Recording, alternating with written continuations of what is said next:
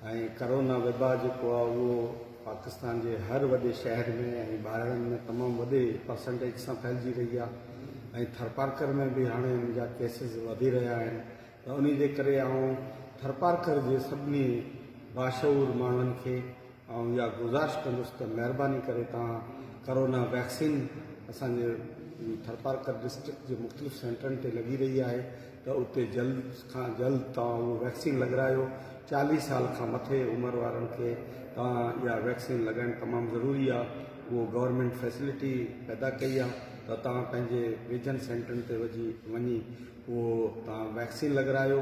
के उन वैक्सीन के हवाले से 1166 मैसेज तक पैंजे मोबाइल पे आइडेंटिटी कार्ड पैंजो नंबर लगाए वो मैसेज कंदो तो उन सेंटर के हवाले से आगाही मिलती। वैक्सीन जो लगल होंगी तो करोना जे करे जो फेफड़न से तमाम घणो असर थे तो वो असर बिल्कुल न जे बराबर थींदो।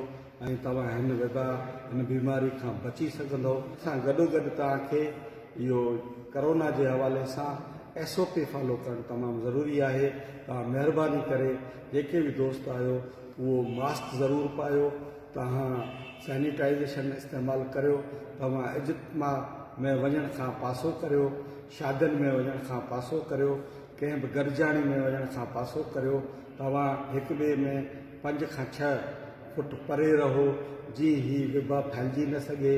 इन वबा का छुटकारो हासिल करणो आहे। असांखे असां सभिनी खे गॾिजी इहो हाणे फ़ैसिलो करणो आहे त असां इहो SOP के फॉलो करियूं ऐं वैक्सीन लगरायूं।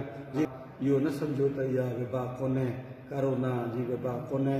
इहा वबा तमाम तेज़ी से फैलिजी रही है। उनजा मुख़्तलिफ़ क़िस्म जेके आहिनि उहो तेज़ी से फैलिजी रहा आहिनि।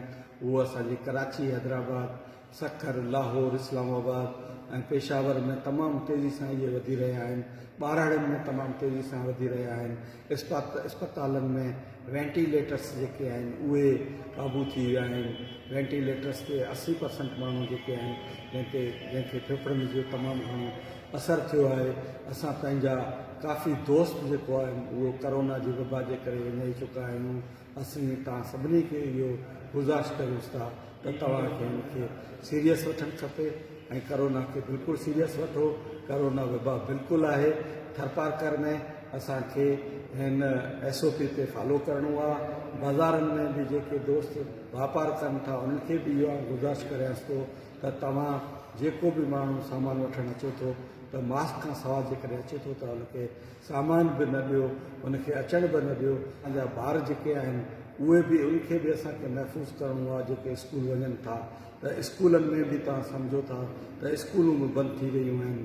इन करोना वबा जे घणो फैलजण जे करे उहे ॿार तइलीम हासिल कोन था करे सघनि। तइलीम असांजे थर में असांजे मिठी जे शहरनि में असांजे इस्लामकोट थर जा जेके शहर आहिनि उनमें जेकॾहिं इहा वबा फैलिजी वई, जेकॾहिं घणो परसेंटेज आयो तो स्कूल हींअर भी बंद आहिनि। घणे वक़्त लाइ भी इहे स्कूल बंद थी सघनि था। उनजे करे ॿारनि जी तालीम भी मुतासिर थी सघे थी।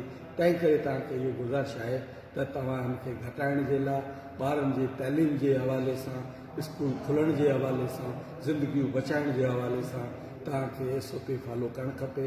जॾहिं इहो अमल असां थरपारकर में कयो त असीं यकीनन वबा खां छुटकारो हासिल करे वेंदासीं।